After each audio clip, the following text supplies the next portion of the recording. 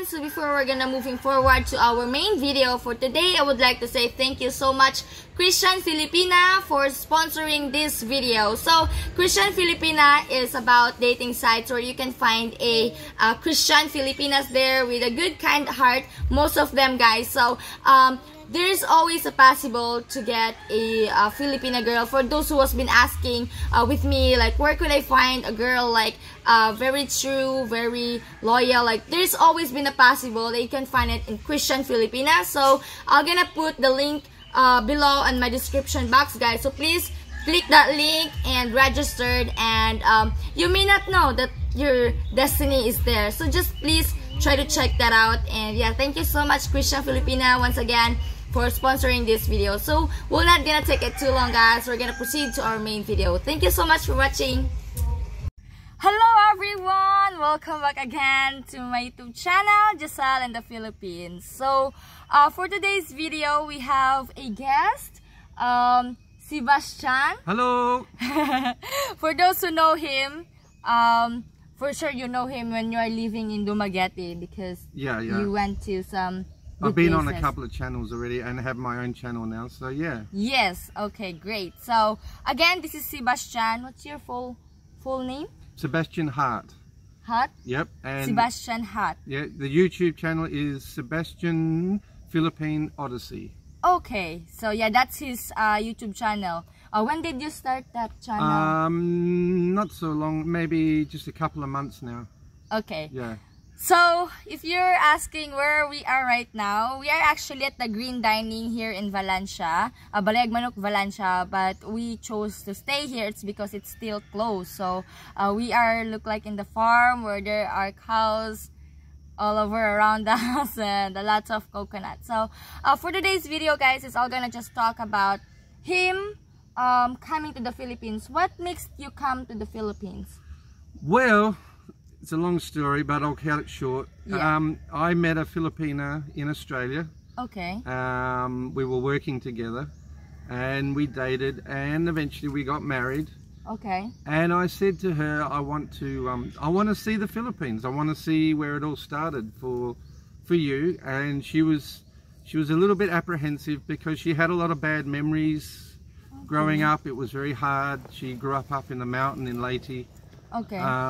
And she wasn't real keen on coming back, but finally I said, you know, look, I really want to see where it all started for you, and I had no idea about the Philippine culture. Okay. So we did. We came back here and we went to Tacloban in Leyte. She was born in a small province out of Tacloban called Dagami. Okay.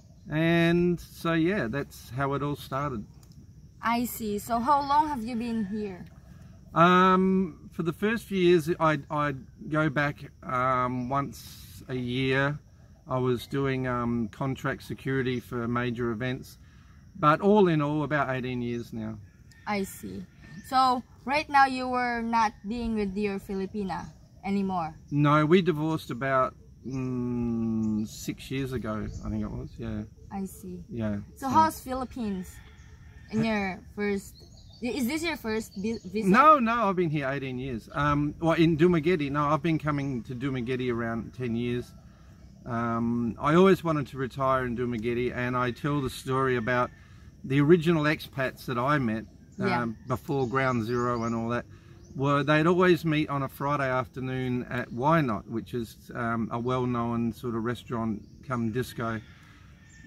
So yeah, every Friday all the old guys would get down there for a few beers, and I said to them, you know, I really want to retire here.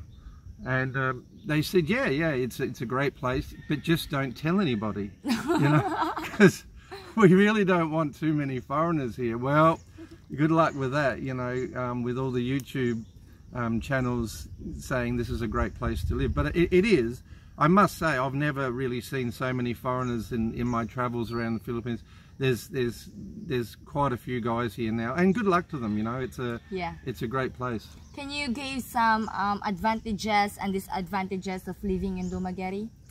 I think it's the demographics of the fact it's got sort of a small city sort of feel about it. you know, it's got shopping malls. But then within 20 minutes or so, you can be here, like in Valencia or Darwin. So, and I'm a bit of a fringe dweller. I like to sort of enjoy a bit of country and a little bit of city. So for the conveniences that are available in Dumaguete, it's great.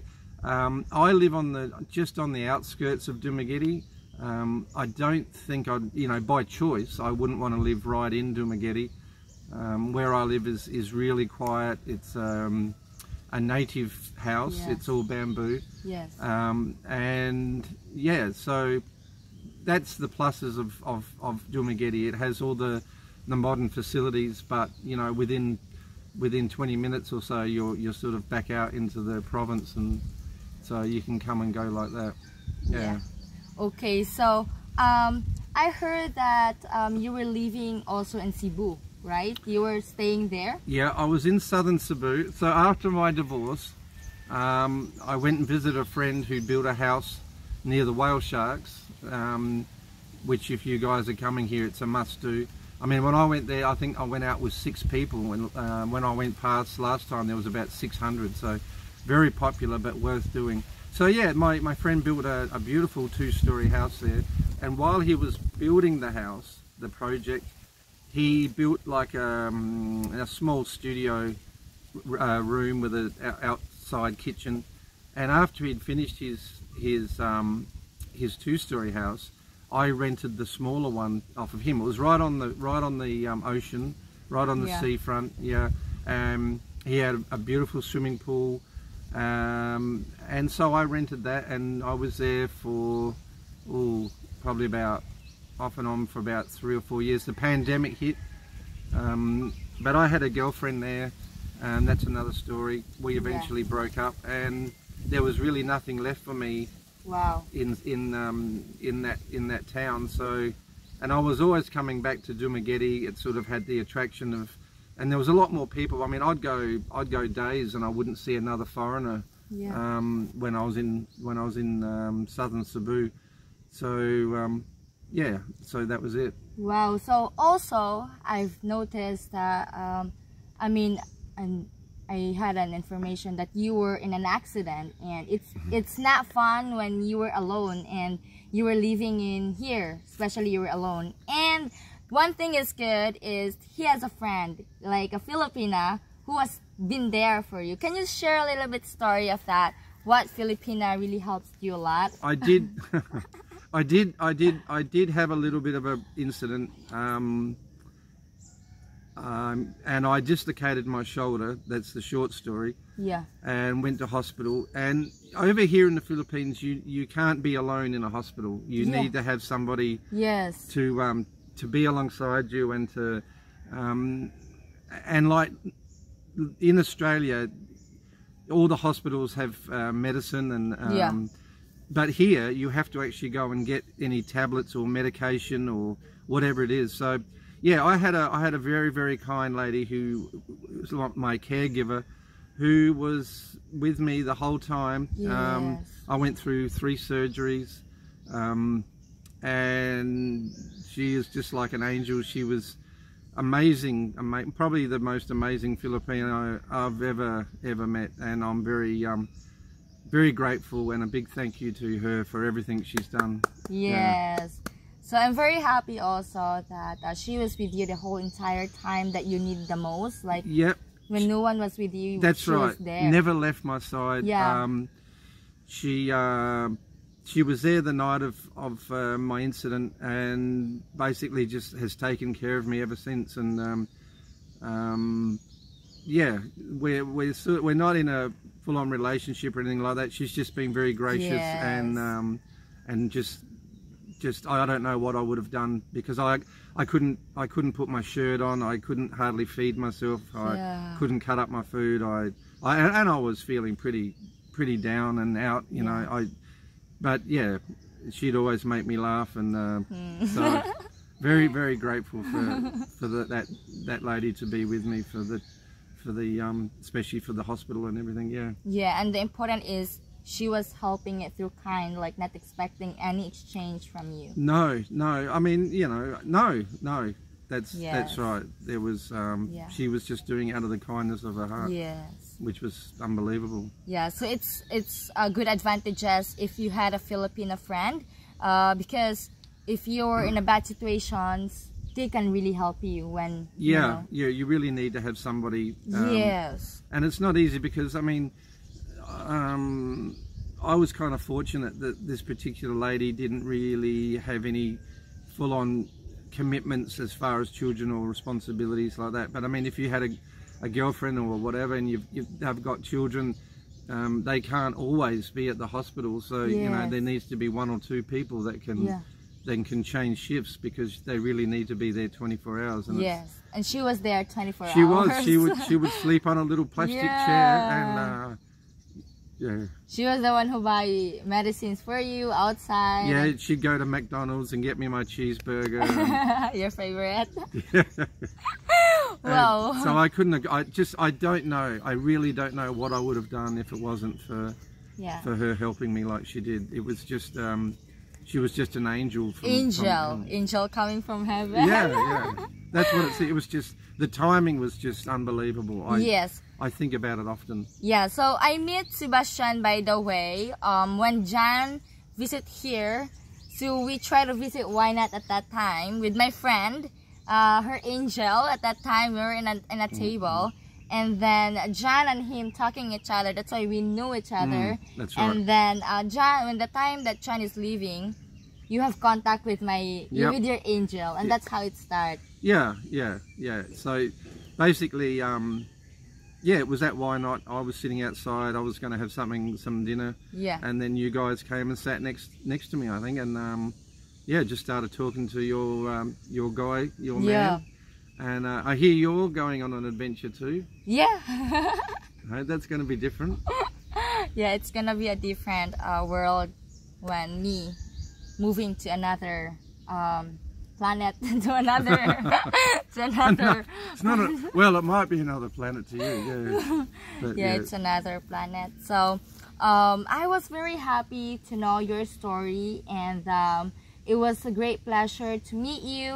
And Sebastian has own channel at the same time. And before we're gonna end this video, what can you say to the people here in the Philippines? Would you suggest expat to leave or even visit Philippines, or what can you say to them since you experienced being here for a long time? Yeah, well, what I would say to them is this. There's a lot of guys doing online dating. Yes. And that's good, but you really need to be here. You've got to come, you've got to see, smell, really involve yourself with the Philippine culture. It's not like the West, it's not like America, it's not like UK, Canada, Australia.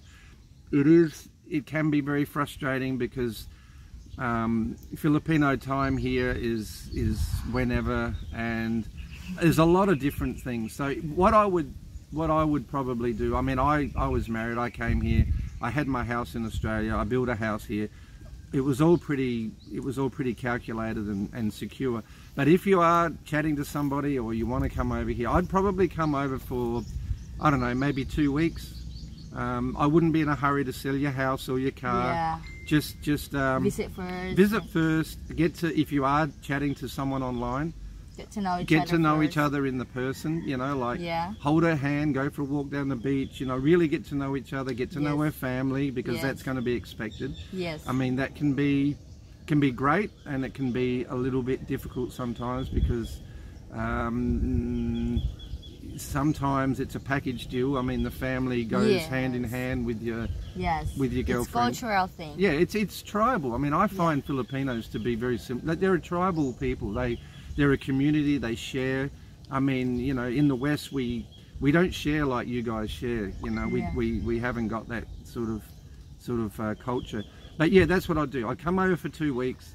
I'd meet your girl, or even if you haven't got a girl and you're thinking about coming here for financial reasons, or you just need a change. I mean, you're just lonely. You just come over here a couple of weeks, see what you think. You don't have to travel all around. I mean, if it's Dumaguete that you think that's the place, or Manila or Cebu, go there, check out, you know, do a bit of research obviously about your accommodation, your transport, and obviously the location you want to live, and then go back and think about it, and then if you think, yeah, this is it, then make the big move. But yeah, definitely, you know, the online stuff is great. It keeps you occupied, but you really need to come here and meet your girl and know each other. Yeah, I think so. I mean, I've never done online dating, you know. I just like to meet natural, but that's my recommendation. Come here, check it out, and if you like it, then yeah, make the big move. Have you tried to you know, our culture here, have you tried to adapt some cultures here in the Philippines that you've been doing right now that you've not doing before? Like, have you done? Yeah.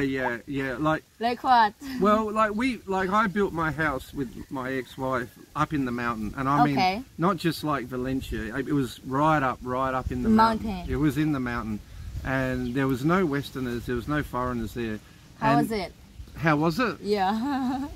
It was okay. It was okay for me because I'm a bit of a hippie, which is like, I'm just a bit of a natural dude. I'm a simple dude, you know, like, and so we'd go to the river, and we'd just sit in the river, and you know, that would be your shower or your bath, and take a little bit of soap and wash your clothes. Yeah, and so yeah, it was like glamping, which means it was a glamour camping trip. It was. And before I built the two-story place, we just had a little bamboo little house that her nephew was living in and sort of looking at. It was 4 hectares, so it was all coconut plantation. And so while we were building, we would stay there and yeah, just immerse yourself. And tuba, which is the coconut. Tuba. Oh, tuba. Oh yeah, the native coconut drink. Coconut wine, right? Yeah, wine, coconut wine. So everyone would sit around in the afternoon drinking tuba, and I'd get a couple of bottles of Red Horse and shout the boys, and of course Fiesta. We'd have the bar boy, the roast pig. Yes, the pig. Yeah. And I'd eat a lot of the local food. I had no choice. I mean, I went down and I bought different stuff, but back then there wasn't a lot of Western food around, so you have to eat what's in the table. Yeah, and wild chickens, the native chickens. Yeah. So we'd catch the chicken and eat them, and yeah, it was fun, and you know, I adapted. I didn't find a problem, but I know there's a lot of guys that maybe live in big cities in the US or Australia, and I don't know if they'd be able to adapt. I mean, a lot of the guys need their air conditioning. They want an air-conditioned car. They want a 5-star hotel. Yeah, and those guys, you know, they wouldn't make it. But for me, that is the real culture of the Philippines. Yes. That's where you're not sitting in ground zero, not going to Wyandotte, you know, but actually getting out there in the province and, you know, becoming one of the Filipinos. And they're funny people, and they're loving people, caring people. And once you actually spend time in the province, I'm not talking an afternoon, like maybe, you know, at least a few weeks, you know, just go up there and just hang with them. And most of the mountain areas here, you can go up and stay and really get to know their hospitality. They haven't got much, but they'll give you what they've got. Yes. You know? Yes. So even if it's a little bit of bolongai and some rice or something. Yeah, it's from their heart. It's from their heart. Yeah, they've got nothing, but they don't know they're not rich. They've got food. They've got their market gardens. They've got whatever they got. They're happy, you know. Whereas we would, you know, we need to get a new car and a big house, and it's, you know, these people, they're just happy with what they got. And the kids are beautiful, you know. The kids are just. They're great. Their smile, seeing a foreigner is kind of like, they look like, white person is in front of them. They got no slippers. You know. Did someone take a picture with you? Yeah, well, where I was living, there was, you know, I was the only white guy there. I was only Westerner, and you know, some people, you know, haven't even been off the mountain. Like that's it. I said, what's up the top of the mountain? Oh, I don't know, you know. And the kids had never seen, you know, a foreigner before, so it was good, you know. I mean, all you had to do was just wear a pair of shorts and and some slippers, and that was it. And it's okay. It was a simple life. Yeah, just Yeah. go bath in the river in the morning, and if you're hot, go for a little dip, and that was it. You know, it was a very simple life, and for me, I was very happy, very happy. Wow, thank you so much for sharing My your pleasure. story. I know there's a lot, but thank you so much for sharing one of your life, living in a very simple way, and living in Dumaguete at the same time. And Yep. So guys, don't forget Jessel in the Philippines. Like and subscribe and share. Yes. I'm getting good at this. Right. Yeah, because he was starting. What's your name again of your channel? Of my channel. Yes. Sebastian's Philippine Odyssey. I'm still trying to learn how to spell Odyssey. What was that video all about? Well, I've done 4 videos now, I think it is. So the first one was the Valencia markets. I did a walk around the Valencia market. Okay. I mean, the trouble is, a lot of the vloggers have already done many of the subjects. Yeah. So it's hard to come up with with something different. So I did the markets. Then I found this really interesting old guy at the Valencia War Museum called Felix. So if you haven't seen any of my videos, check out Felix. Yes, please check it out. He's an amazing guy, Felix. Yeah. So he's got all this collection of all World War II stuff, and he was collecting from the age of 4 up and around Valencia here of all of the Japanese sort of, guns and bombs and whatever he's got there. So that's worth checking out. And then I went to, where was the next one? A place called Tierra Alta. Yeah. Which is a resort style restaurant. Yeah. About 10 minutes out of Valencia. So I did one there, and now today I'm going to do another little surprise. Okay. So thank you once again for being on my channel, and please don't forget to like, comment, share. I'm gonna end this video now. Thank you so much for watching, guys, and see you in my next video. Bye bye. Bye guys, take care.